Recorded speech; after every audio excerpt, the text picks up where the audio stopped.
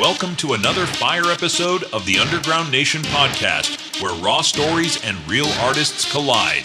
Tonight's hosted by the Mic Slayer himself, Bounce Ball Boogie, your host with the Ghost, bringing that underground energy. He's joined by none other than Crimson Red, an artist who spits with passion, pain, and purpose. From the shadows to the spotlight, this convo's about to get deep. So turn it up and tap in. Let's ride.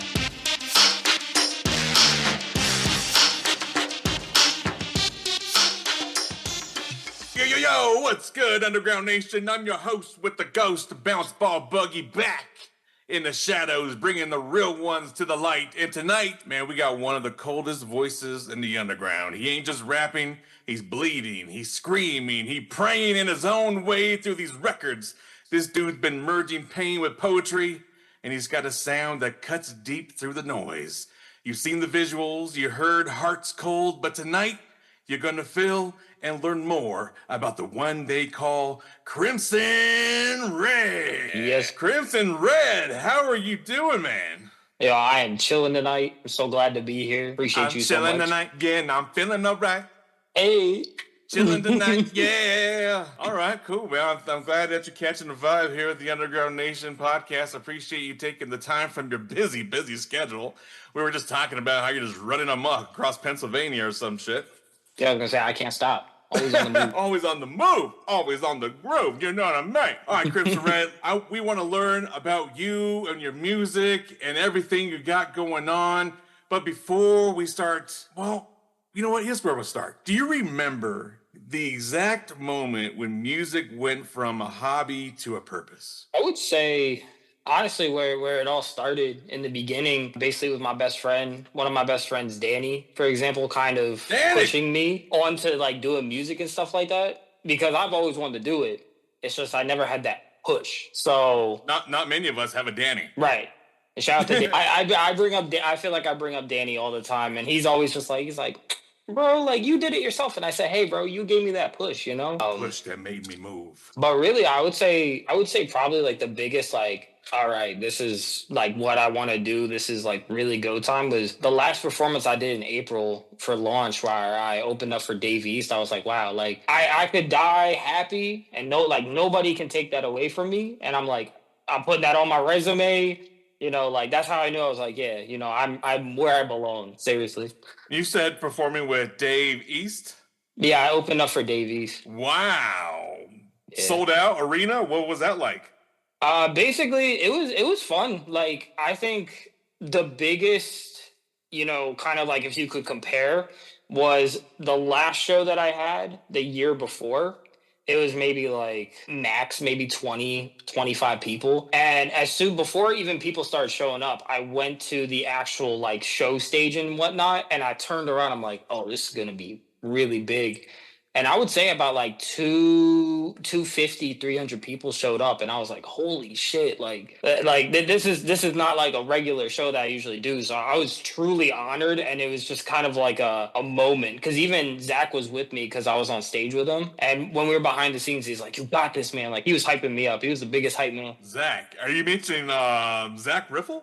Yes, sir. Zach Riffle was on the podcast not long ago. Yeah, that's my boy. Hey, watch out now. So he was hyping you for the show, or did y'all like collaborate? What happened there? Yeah, he actually drove to Lancaster where the show was. I think for him it was like a 2 hour. Yeah, I think for him it was like a 2 hour drive. All right, dedicated. And he was with me the whole time, backstage, hyping me up. And then he came on stage with me. We did Hearts Cold together. But yeah, like, I would say out of everybody, he was the most that was like, hey, you know, lock in, you got this. Because he was the last face that I saw before I went on stage. So, like, you know, people that I knew there and, like, backstage and whatnot. So it was nice. He got me locked in, and he's like, hey, you got this. You deserve to be here. So that really, like, brought that, like, that drive in me when I got on stage. Yeah, that's great. So have you been seeing some success from that show?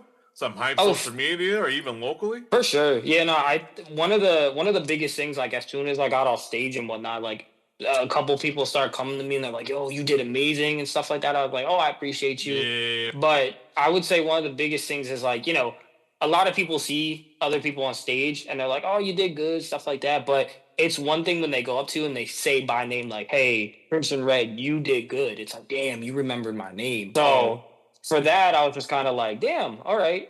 And yeah, I would say like social media as well. Like I had a lot of great camera people, like Obsidian Studios is their name. They basically they're great filmographers and whatnot. They basically filmed the whole thing. They sent me clips and whatnot, and they're like, yo, this is gonna look really good when you post it. And yeah, ever since that day, like social media wise, it's been great. And does it look great? Oh yeah. Nah, they have like one of these cameras that basically it goes over top of them and they wear it.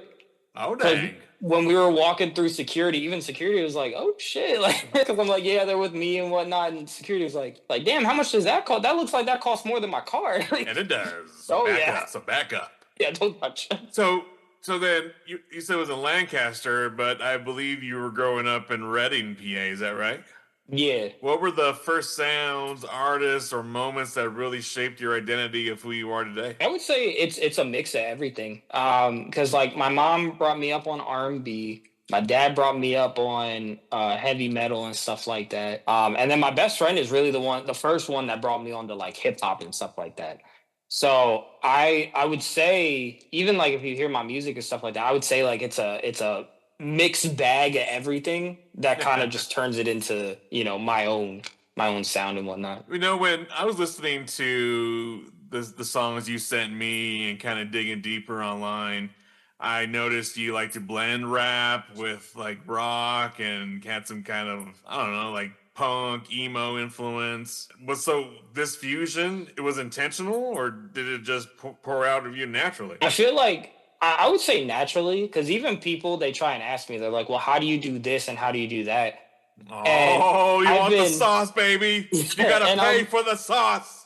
Well, and honestly, the sauce sometimes is a mystery until it's there, you know, like until it's done. You're like, shit, I don't even know what the sauce is made of.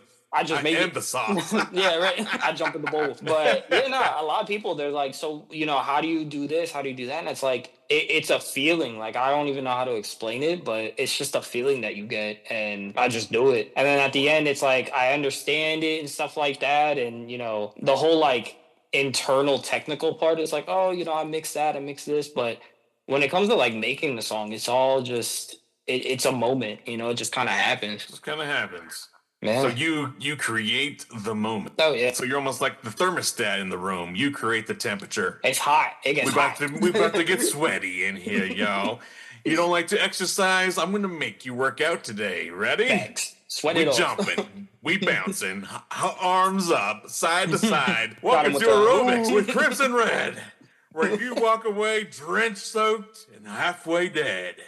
That's not a bad idea. Hey, look at us coming up with $1 million ideas. Here we are. What were the biggest personal or emotional battles you turned into songs early on? I would say the biggest one was Lost Heart, because moving into, I wanted to create my first like album, and I didn't really know like what to make it out of. But the universe said, hey, let's throw a breakup and a bad relationship into the mix. So then I just had all the material I needed for that one album. Wow. Talking about getting your arsenal. Yeah, no, exactly. I was just like, I'm like, man, what? Like, let's load them up with emotional baggage. Yeah, they're like, here, we got you. Don't worry. And when you first released music, what was the scariest part of putting yourself out there? I would say, honestly, the biggest thing was just like if people are gonna like it or whatnot. Because I did YouTube gaming before this, but music has always just been like in the back of my head. Yeah, like passion and whatnot was, you know, music. So for me, I'm just like, you know, I wanted to do music this whole time. I'm going to take the jump. I'm going to take the leap into doing it. So I'm curious how everybody that actually watched me for one thing are going to feel when I jump over to music. And it definitely was mixed. A lot of people are like, dude, what the hell? Like, you know, I came here to watch you game and whatnot. But a lot of other people were supportive, especially before I even dropped music, because I just said, hey, I'm going to start doing music. And they're like, well, we'll support you. And like, we come here for you and stuff like that. But once I started putting stuff out and people are like, oh shit, we actually like your music and whatnot. And that made me feel a little bit better. Cause again, I was just going in blind. I never released anything before, and I already had kind of like an established following from a whole nother different thing. So it was kind of just like, you know, how is everybody just gonna leave me now because I'm not doing gaming anymore, or are people gonna follow? And it was kind of a mixed bag. Mixed bag. Some left, most stayed, and the ones that stayed were meant to stay. They were real ones, yeah. Real ones. Oh, that's great. So you're already starting to build your own little community. It sounds little to me, but hell off I know. It's probably thousands on thousands. Yeah, I think right now, at least on YouTube and whatnot, it's like 15.6K. I think the last time. Yeah, because I've had that YouTube channel for a long time. But wow. So that's where you were streaming? It's on YouTube, or you said Twitch? No, I was uploading videos on YouTube. I tried Twitch for a little bit, but all right. I'm a video guy. A video guy? Yeah, I'm not really like a live streamer or anything like that. Oh, that's what I thought you meant. You were streaming video gaming. Nah, I was doing like gameplays, funny moments, stuff like that when I did gaming. Gotcha. Wow, that's quite the channel that you built. I'm glad you were able to pick that up and run with it. Yeah, like I said, I think for the first year of doing music and stuff like that, like I was losing more subscribers than gaining, but it kind of came to the point where it was like, you know, all the people that don't mess with me anymore or don't want to support me, that's fine. They can leave. But I know now for the growth and stuff like that, like those people are actually here for me and my music. So that's right. A lot of people look at that as like a negative thing, like, no, I'm losing followers. But it's like, okay, would you rather want followers or actual like dedicated people that mess with you? We're weeding them out, yo. Right. Weed them out. That's awesome. Good for you, man. And now, while we catch our breath here at Underground Nation, we're dropping a track that's been shaking the underground to its core. No filters, no gimmicks, just pure underground fire. Crank it up. This is Crimson Red with Big Deal. Just in case you forgot. Just in case you forgot. He bailed me. I'm a pretty big deal. Ice on my wrist, cause you know the boy chill. I'm a pretty big deal. Say you got talent, but can't match my skill. Damn. I'm a pretty big deal. Ice on my wrist, cause you know the boy chill. I'm a pretty big deal. Say you got talent, but can't match my skill. Say my music hot, then I must have found my pocket. That's right. Lil' bro, you need to stop. Wouldn't get the numbers if I didn't hop up on it. Talk about growth, but your views microscopic. Start to realize that these motherfuckers use me. Treat you like some hoes, I'ma start to get choosy. Dancing on your grave, I'm about to get groovy. Lyrics like J. Cole, flow is like Uzi. Why would I stop when I'm on top? I'm putting that shit on a lot. Go, letting it rock, I'll never go stop. We waiting on you to drop. Whoa, racing the clock, we doing a lot. We never forget the plot. Damn, taking the shot, I feel like I'm out. I'm never gonna give it the spot. Damn right. I'm a pretty big deal. Ice on my wrist, cause you know the boy chill.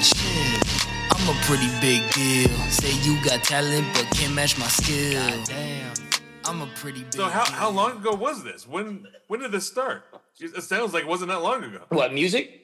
Yeah. 3 years ago, yeah. No shit. Yeah. So you like had this talent, you're just sleeping on yourself like all your life, and you're like, you know what? I'm gonna fucking just let it out. Again, shout out to Danny, because literally he was the one that... Damn it, Danny. You need to meet this Daniel. Daniel, we need to shake your hand, man. No, facts. He deserves so much credit.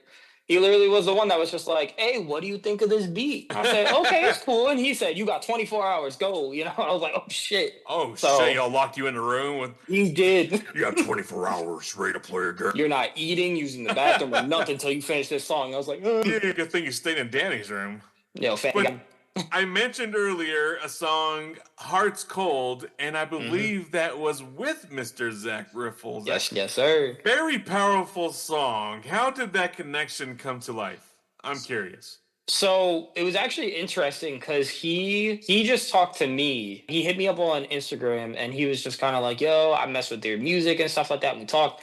And we realized that we live only maybe like an hour and a half away from each other. And we're like, so at first, is just working with you. Yeah. So I'm just kind of like, oh, no shit. Like, that's crazy. And eventually we got on a FaceTime call because he asked about doing music and stuff like that. And that's where Heart's Cold came into it. But he told me that he actually found me originally through Spotify. Like, I was just a Spotify recommended. And I was like, that's insane. I was like, that's crazy that Spotify recommended me in the first place, but two, that we live so close. I was like, it was meant to be, you know? Man, the algorithm's really algorithming. It's working. Hey, woo, that's pretty cool. So he's honestly, he's a cool ass dude. We talk all the time as well, because that was one of the biggest things I told him. I was like, you know, when it comes to like music and behind the scenes and whatnot, you know, I'm kind of low key sometimes. I was like, because I had issues with other people and whatnot with music, but me and him have literally just been like tight like this, and we like I said, we talk like every day about. That's awesome. It's always good to have that comrade that you could relate to, especially when it comes to this music shit. Oh my God, seriously. No. But you were mentioning Spotify, and we see that's working in your favor. When I went and looked at your platforms, I could see there's an audience growing. What's been the most surreal fan moment so far? Actually, this happened recently. So my driver's license was expiring, and I had to go to the DMV, and I'm just waiting in line and whatnot. And there's a couple people like just chilling on this one sidewalk and whatnot. And this one guy gets up, comes up to me, and he gets behind me. And the one guy behind him goes, "Do you know him or something?" And before I could say anything, like, "No, I don't," he answered, he's like, yeah, I know him. And the guy goes, "Well, what do you know him from?" He's like, "Oh, he performed with Dave East at launch." And I was just kind of I was like, what the fuck? Like, I'm like, that was so, yeah, I was like, I was like, you can chill. You're good. But yeah, after that, we talked about music and stuff like that. And I feel like one of the biggest ways to kind of like, I guess you could say like test somebody is like, if they really mess with you, it's like, what's your favorite song? You know, and stuff like that. And we were talking, and he's like, "Yeah, I like that Big Deal one." And I was like, okay. I was like, okay. I was like, you know the name of the songs? We're good. I was like, I believe you. But yeah, because there's a lot of stuff that, you know, like online, for example, and even, like I said, after the show and whatnot, like people coming up to me, it was cool. But I think that was the most, like, mind-blowing moment. Like, I'm at the DMV getting my driver's license updated. And some guy's just like, "Oh, yeah, I saw you perform with, you know, open up for Dave East." It's like, what the hell? Like, wow. Like, it's surreal. Wow. Didn't confuse you for no one. He straight knew you. He was like, I know you this perform. Boy, that's awesome. You're getting recognized in the public. Yeah, because it's crazy, because when I'm in like a music mindset, it's like, okay, I'm Crimson Red. But then when I'm out and about, it's like, okay, I'm just me, you know, like every day, whatever. But that moment kind of made me go like, damn, like I am me. Like at the end of the day, Crimson Red is me. I am Crimson Red. You know, it's just crazy. So with what you just said there, how do you feel you balance raw vulnerability in your lyrics with the image the rap game often expects? I think for me, my biggest thing was like the first thing that I said to everybody. I was like, you know, you can call me a rapper or whatever, or, you know, hip hop, but I just want to be an artist at the end of the day. You know, for how people portray me and stuff like that, it's like just call me an artist. I make art, I make music. And I think people like different artists themselves, or again, rappers and stuff like that. Mm-hmm. I feel a lot better when I was growing up, and even now, there's a lot of vulnerable artists out there. And it makes me feel like, okay, it's cool to be vulnerable like that. Not only in the aspect that, well, there's other people doing it, but there is definitely an audience and listeners that feel the same way. And I know they appreciate it, because at one point I, you know, take, you know, Crimson Red away, I am an audience as well. That's so right. I know there's other rappers and other artists out there that's like, I relate to, and it's like, damn, I'm so glad that they were vulnerable like that. Yeah, that's crazy. That's good. Good, you're making that connection. Yeah.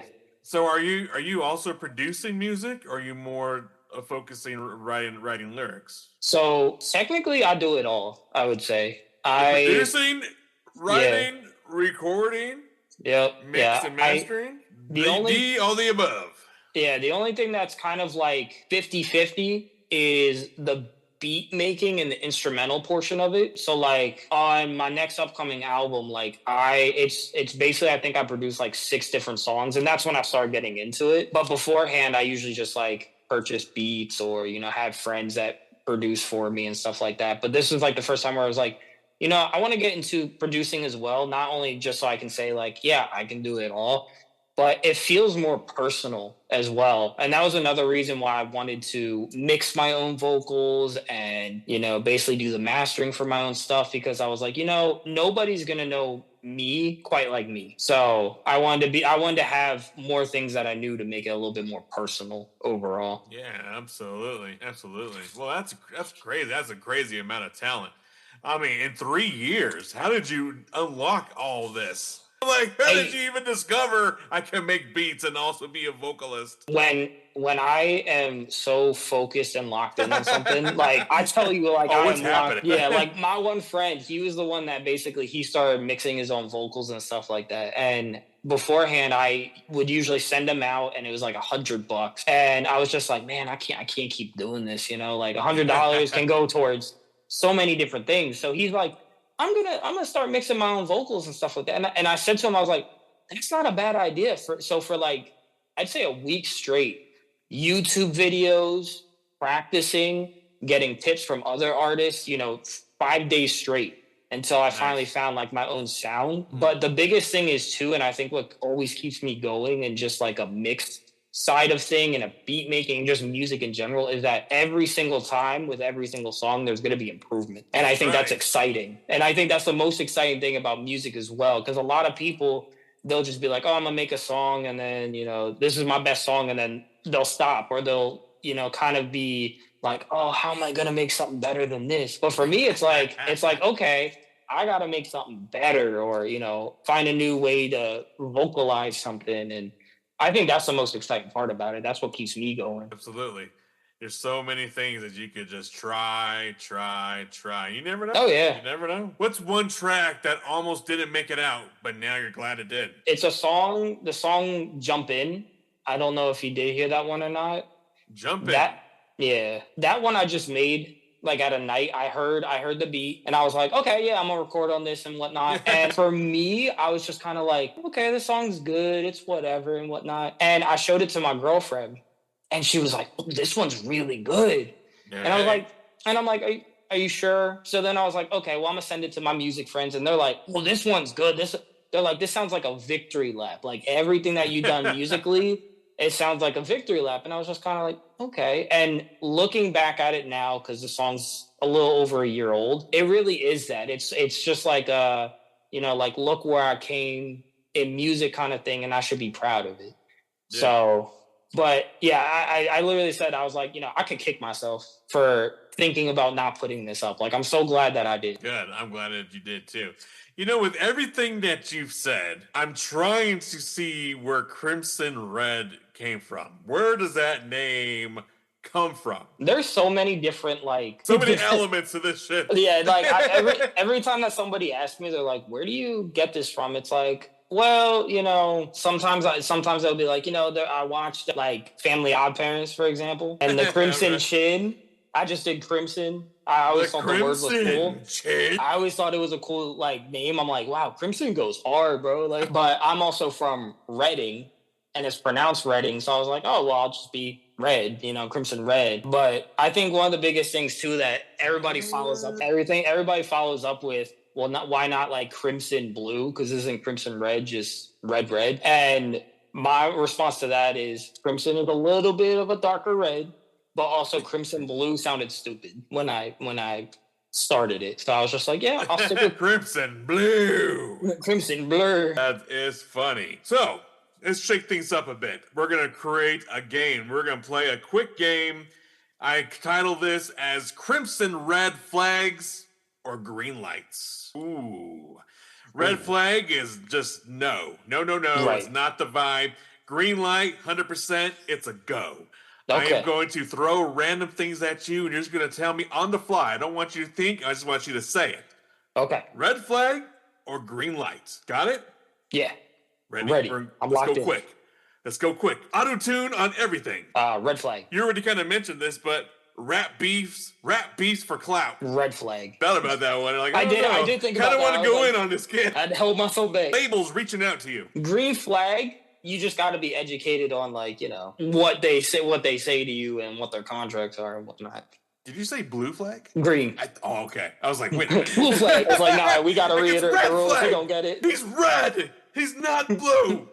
It's written in stone. It's done. The debate is over. It's like, sir, do you know your colors? You are crimson red overall. Like, you one of the colors. Oh, who even said it was a fucking color? What if I meant I'm just reading? Said red, bitch. All right, ready? Let's continue. All right, TikTok is the new A&R. I mean, it's not. It's red light or green flag, but I mean, it is a green flag. That is true. That basically is true. Great, let's go. Yeah, I believe in that. That's truth. Well then, AI generated music. Red flag. Take you. Red flag. Ghostwriters in hip hop. Red flag all the way. Making Don't even music, need to think about it. Making music sober. I would say green flag. Thank you. Playing a villain in your own music video. Green flag. That sounds fun. Touring with a rock band. Green flag. Feature requests from artists with only 5 monthly listeners. Green flag. Everyone deserves a chance. Oh, look at that. He's a sweetheart. You hear that? He's a sweetheart. This month, the underground goes louder, harder, and heavier than ever before. The brand new issue of Underground Nation magazine has dropped, and we've got industrial legends KMFDM on the cover, bringing decades of rebellion, raw sound, and unshakable attitude straight to your hands. Inside, you'll find exclusive interviews, behind-the-scenes stories, and features on the hottest rising artists making noise across the globe. This is more than a magazine, it's your passport to the underground. Available now, but the underground doesn't wait, and neither should you.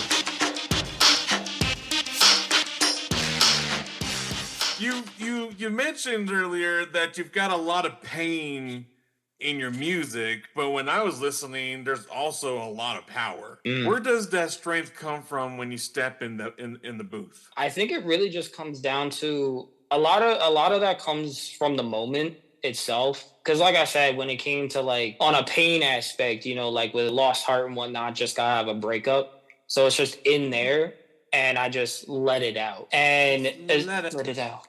And it's the same way when it comes to, you know, the good things too. You know, it's like if you're feeling so good, it's like I gotta just tell the world how good I'm feeling. And I feel like I feel like I've never been able to express emotions more than I can in music. And it's one of the greatest things. Like, I feel like everybody should have that way. Like if you're a, you know, artist, whether you're on a microphone or artist with a pencil, you know, I feel like everyone deserves to find that one way to get their emotions out. Because a lot of people aren't good with words or like, you know, talking to people.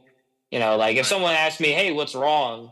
I could be like, I'm not doing well, whatever. But they start playing a beat, I'm like, yeah, I feel like shit, you know? It's just like, you know, it's like you play a beat, it's like, well, I can tell you how I'm feeling. You know? Break it down, the whole story. Behind you, I see a R4L with a fella and a mask on. What is this? So this is the upcoming album that I'm coming out with in August. No way. Yeah. What's it stand for? Red for Life. Red for Life. Well, I dyed my beard the right color for this interview. Yes, sir. So there's 2 meanings. There's Red for Life, and then there's another one, but I can't say it until the album comes out. Not even for us. No. Because once I say it and people hear the album, they go, "Oh, okay, that makes sense." So so it's right underneath our noses. It's right there. I hate that. Tell me. No, you're lucky you're in a whole other room right now, or else I wouldn't. Like, put them up. No, I wouldn't. No, I wouldn't. I'd hug you. Come on. What's one misconception people have about you or your music that you wish you could break? Man, I'm really trying to think. I would say basically because I make so many, like such a variety of like styles and types. Yeah. I guess it's one of those things where like if somebody hears something that's more on like the singing or melodic side, then they're like, "Oh, you're not for me because you're not rapping." And it's like, okay, but you didn't hear the full catalog, you know? And that's one thing that I'm trying to also like fight against is basically, you know, being put into a box. And I feel like the album will help with that because there is a lot of like art melodic stuff. So it kind of, I guess you could say, feeds everybody into being like, oh, okay, cool. Like I like this portion of it, but I'm not so fond of this one. Or basically just like what people are looking for. That's great. Well, what do you feel fuels that? What fuels your creative process? Even when you're not feeling inspired, do you just push through or do you take a sit back? Sometimes, like I would say again, I'm always doing something. I am a busy man. I'm always doing something. You got the ADHD. All this. He's fucking. He's standing right here on my left side. I'm saying he's on my right. To So tie me down. He's walking on the goddamn ceiling. I'm like, guy. Sorry, Yeah. So I didn't mean to call you Just kid.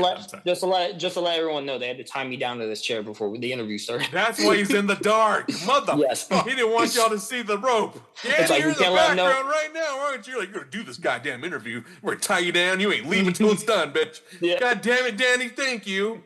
I Thank you, owe you Danny. a box of cookies. I need to talk to your mom, Danny. God bless that woman for creating you. He loves Thin Mints. Oh, Thin Mints. Thin Mints. Let me note that. Noted. But yeah, no, I would say honestly, just like living life is one of the biggest contributors to that, when it comes to like how I'm feeling, the type of vibe that I'm feeling. And honestly, it's something too as well. Like I'm definitely like how I make music and stuff like that. I'm somebody that hears the beat or instrumental first. And if I vibe with it, I'm locked in. So I could even be, just sitting in my room for like a week straight, nothing crazy's happened. But if I hear a certain beat, I can lock in just like that too. So there's a couple of times as well where like I hear something and I'm like, oh, this is so good that I can't miss the opportunity to get on this right now. Do you feel that's another reason why you had to push yourself to learn how to produce music? Because there were certain feelings and emotions you couldn't find from other producers? Oh, for sure. And like there were so many times where I would find, say, like a sample or just something that I would hear. And I'm like, man, I wish I knew how to produce so I could make this. And, basically my best friend, Edwin, he produces, but he does primarily like 90s hip hop beats. So for him, he's like, I could make something, but it's not going to be to your liking. And I'm just like, yeah, you're right. We could do this, dog. It's $100 today. Yeah, it's like I could throw you some boom bap, but that's about it. That's about it. You're paying out. Got it? Yeah. So yeah, definitely like again making it more personal and whatnot. I was like, I need to learn this. Like, I need to learn how to do this. You say making it more personal, and when I was listening, I kind of get at times like a haunting vibe, kind of a poetic edge in your sound. Does spirituality or mental health ever play into your work? For sure. I know like a little while ago, for example, like right now, I would say like if we're talking spirituality and like whatnot, I'm kind of on like a path of like finding out who I am like spiritually and stuff like that. And mental health, I take super serious, where like I made the one song Alive 988, for example. The whole song is just basically about like suicide, and basically like it's a story from going to like where you're at your bottom and now you're at the top of it. I really like the song's message. I just wish I waited a little bit to make it, because like the mix and stuff like that isn't the best. But a lot of people, even that listen to it today, there's so many people that like I text on a day-to-day basis that are just like, I'm so glad you made this song. And I'm like, well, I wish I made it updated or whatever. They're like, I don't care. They're like, it's the message. They're like, it's the message. That's all that really matters. And I was like, that's true. I was like, so yeah, there's a lot of songs that I make, where I have the mindset where it's like, we're going to have a fun time. This is going to be a good feeling song and whatnot. But there's also going to be songs where it's just like, hey, let's take a minute and talk about a certain situation or a certain, again, mental health or certain feeling that we have. Yeah, just because like, again, humans are really complex. So are they? Yeah. So there's times where like we're depressed as shit, and there's other times where we're soaring through the sky, So I kind of always wanted to be like, okay, I'm a be real with my music, and also expand on those emotions as well. Do you feel that could also be a pathway to another career? I could definitely see that, because before music, and even before like doing YouTube and stuff like that, and it's something that I still kind of want to do, is actually be a therapist. I was gonna go to college for therapy and whatnot. I went to college for business instead, but deep down inside, I'm just kind of like, you know what, like if I make it through this music stuff and like I have the time, money and stuff like that to actually go back to college, I would love to do therapy as well. Wow. Well, you got the knowledge of business, so you better run with that first. Yes. With everything you just said here, do you ever fear of being misunderstood because of the intensity of your style? Oh, all the time. But I feel like that's a good thing. And there was a We're in the video. red zone. If you're not ready for it to get hot, you know, Like, we're literally warning you. you get one warning, and then that's it. He is the warning. But I watched a video a little while ago where they basically said that like a lot of artists that are like at the top right now were once misunderstood, and it's because they brought something different and unique that nobody's ever heard of, and people are just kind of like, oh, this sounds so different and I don't like how it sounds and whatnot, and then they look back on it, they're like, oh, it's just because we've never heard this before, it's so unique and so different. Right. So it does suck because there's a lot of people that, you know, they're just like, like, I don't get it, or, you know, whatever.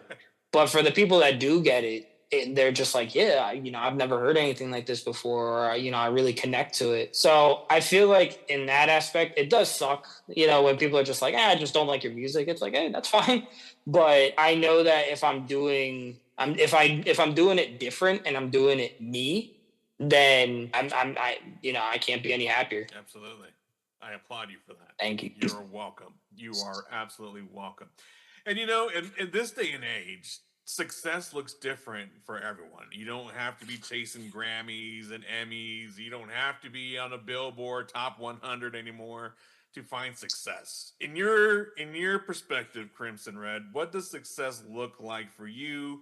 Not the numbers, but the impact. I would say I'm living it now, like the idea that I'm able to wake up every morning and I have the chance to record a song, or, I have a chance to go on Spotify or Apple Music and my songs are up there and stuff like that. That honestly is success to me, like, yeah, a lot of people will be like, oh, I wish I was famous, or I wish I had money and stuff like that. And I get it. But it's like, I feel like I'm so blessed to be able to do this, because a lot of people either can't, or, a lot of people, again, the music that they make, it's just kind of like they don't believe in it.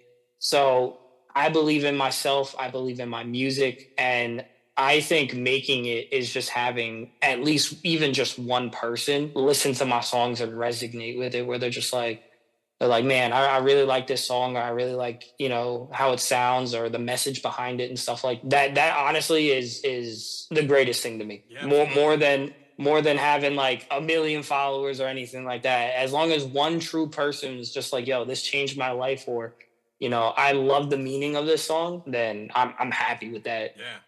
See, look at everything you just said and how deep that was.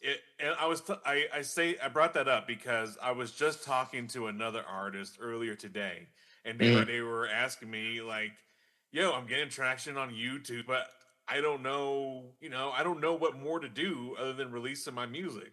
And I was saying, why don't you just explain, go live and talk about that one song? That one song is going to open up doors of questions. Mm-hmm. Oh, yeah. Of you explaining the story and the backstory of that one song, where it was motivated from, the reason you wrote it, what caused it, blah, blah, blah, blah, blah, and just kind of let it roll from there.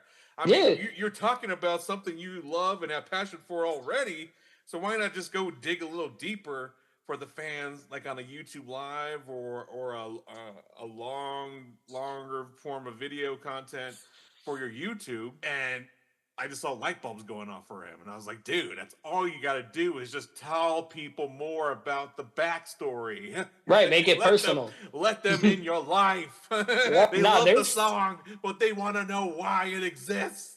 Right, there's so many people that, they were just like, oh, I'm going to, keep making music, but they didn't want to get personal with it. Like, that's all they would do. They would drop a song, make the post like, hey, the song's out and stuff like that. But like people are so about who's behind the song. And I think that's, why when you brought up like the AI stuff, for example, where I was just like red flag on that.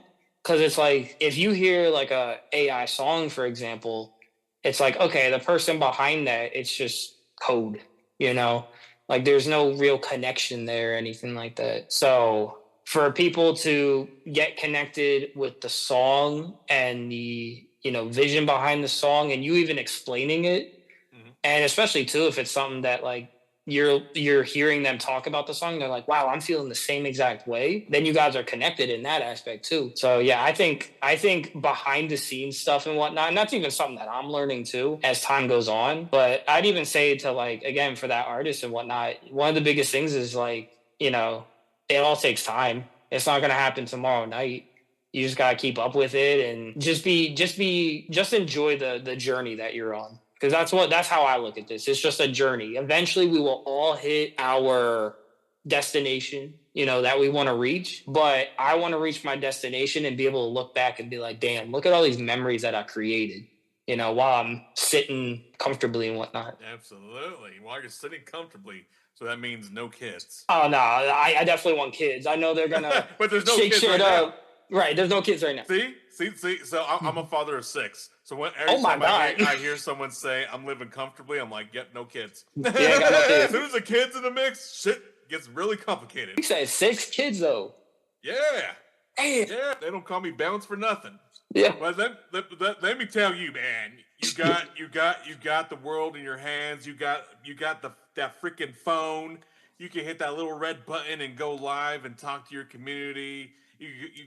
You have so much power in your hands that I did not at your age. So you should take full freaking advantage of every little button that you got in that phone. For sure. And build that damn community around Crimson sure. Red. The Crimson Red community must unite. Oh. And now, it's time to switch gears and drift into something a little different. From the mind of Crimson Red comes a track that blends raw emotion with vivid imagery. This one's called Fantasy. It's a journey through dreams, desires, and the shadows in between, crafted to pull you in and keep you there. So close your eyes, feel the vibe, and let the music take you. Here's Crimson Red with Fantasy. In the night, when the lights are low, I can feel something that I never know. Is it real? As I jump in the unknown, lights, cameras, action, all I need. I tell you about it in my dreams. I tell you about it, but it's more than a dream. My fantasy, lights, cameras, action, all I need. I tell you about it in my dreams. I tell you about it, but it's more than a dream. My fantasy, Red, tell me what the hell you been doing? Cruising, living our life just like we've been zooming. We're changing every day that we've been improving. And I stand still cause I don't know what is real. Heaven or hell, got me in jail.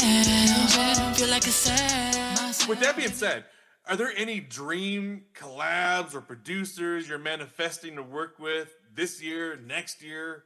Tell me. So yeah, I did make a list. I was actually talking to my one friend about like, he's like, so what You got a lot artists? of fucking friends. I'm like, jeez, you got Danny, you got the other Emerald, I think you said, you got this kid. I'm like, bro, what the fuck? Can I get a friend group like this? I got no one to talk to bounce ideas off of. And this Crimson Red just got the whole fucking gang. Like, what do you think of this, Danny? Emerald? You know, I'll tell you this, for as much as it seems like I have so many friends and whatnot, I have a very tight circle that I bounce off ideas to like a very few amount of people. Because that circle must be tight. Yeah, I got maybe like 5 people off the top of my head that Shout I usually. out to your starting 5. They sound like a very powerful basketball team. I fucking love them, every single one. Man, you're the star player, Crimson Red. So don't worry, guys, I got it. That's dope. Right on. Would you ever explore like a concept album or a visual album, something cinematic? Actually, it's funny you do say that, because I would say that the album that I'm coming out with, I would say is a concept album, and I've been really working on the visuals and wanting to kind of tell a story with it. What's the concept? Basically, my life, you know, and because, you know, R for L, Red for Life. So it's basically talking about, you know, everything that's happened in the past like 2 years, because the album's been like 2 years in the making. So it's basically just like personal stuff, everything that's been going up and down. And, I kind of want to build off the album once it does come out. And I have future ideas with it to kind of make it like a story, kind of like how early Kanye, he always had like the college dropouts or, something like that, where basically it had from when he was a kid to college to now, something that kind of just grows with me, basically. Heck yeah, I like that. So you're laying down the foundation.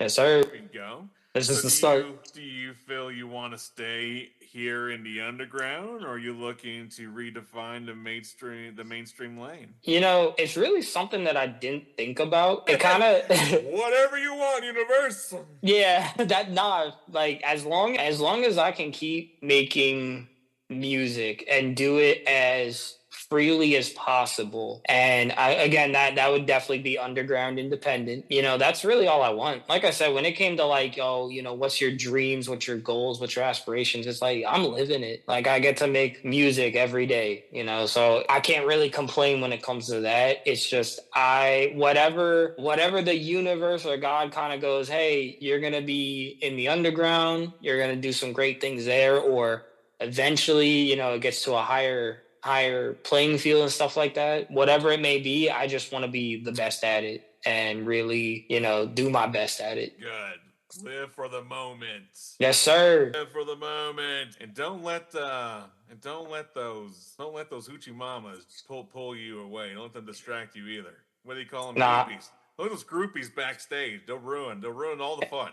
Hell no, I got my wife right here, you know what I'm saying? Like, she's my one and only. They'll eat all the M&Ms, they'll try to drink your drink, and some of them got weird crusty shit on their lips from the last band. Bro, just don't do it, okay? Like I said, I got my wife, I'm loyal.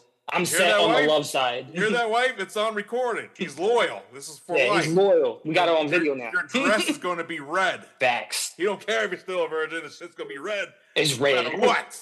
Crimson Red. No matter what. So if you could talk to Crimson Red from 5 years ago, Gamer Boy, what would you tell him? I would just tell him to keep going. Like, keep pushing, everything will make sense in the end. It's something that I talked to my girl about a little while ago, actually. I was just like, I wish that me 5 years ago could see where I'm at now. Because, like, 5 years ago was crazy. Like, life-wise was a roller coaster and stuff like that. So to kind of to basically see where I am now, and I like I said, that's my biggest thing. I would just be like, hey, keep going, and things will get better, and you'll be so happy that you did. So just to kind of give myself that kind of confidence. Yeah, nice, very well said, Crimson Red. Thank you so much for saying that. That's amazing. We definitely support you here at the Underground Nation magazine and podcast. Definitely keep us in the loop of the promotion you're going to be rolling out for this album. When does this album drop again? August 22nd of this year. August 22nd of this year. Yeah, so we got a month. Is available for pre-save or pre-order now? Yes, sir. Where do we go? Basically, honestly, a couple of different places. I have the trailer on my YouTube, Instagram, X, Facebook. I basically have it everywhere, and there's like a link for it. That's all under Crimson Red. Yep. You hear that, ladies and gentlemen? Just Google Crimson Red, and you will get linked right to the madness. It'll pop up. It'll pop the freak up. Well, Crimson Red, any last things you want to bring up, talk about, maybe shout-outs you want to give to the crew? This is yours. The mic is on you, bro. What you want to do? Of course, shout out to Danny, of course, and his Thin Mint. Fucking Danny. And his Thin Mints. Shout out to my boy Edwin. He's my best friend. He's literally been in not my Emerald. I'm bad. Edwin. Hey, I was letting it run. Get the whole color stream. Edwin. Yeah. Edwin, like the guy from Pac-Man. Edwin. Yes. Got it. Go ahead. But yeah, he's been my best friend since the 6th grade. Holy shit, from the 6th grade? Yeah, he's the one that introduced me to hip hop, actually. Well, thank you for showing this young man hip hop. I wouldn't be here doing what I'm doing without him. On behalf of the whole Underground Nation, thank you for showing this man hip hop. Thank you, Emerald. That's his new name now. We're gonna start calling Emerald. You're like, bang, bang. I'm gonna show him this video and be like, It's like, do you like your new name now? Yeah. And of course, my wife, literally, she's been helping me out so much with this music stuff. She, I would say, is my biggest supporter and the biggest, like backing me up and stuff like that. Your She's wife, actually Lily? Destiny. Destiny. Oh, you said literally. Oh, literally. Literally, not Lily. See, I'm getting old, bro. My hearing's going. She made this cover album as well. She's a graphic designer? Yep. Put that shit on a t-shirt.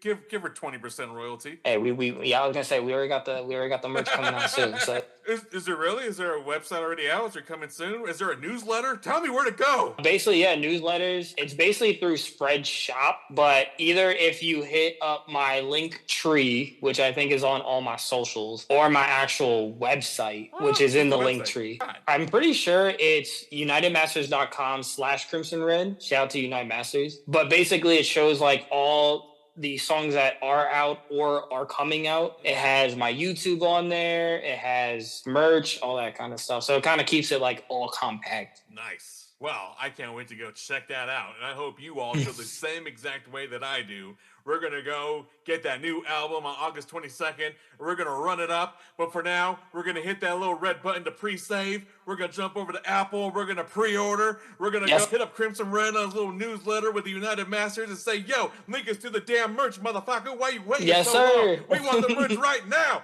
We want the album right now. We want to buy the thing before other people get to stream the shit right now, Crimson Red. God damn it. It's on red time. We on red. Oh, I like that.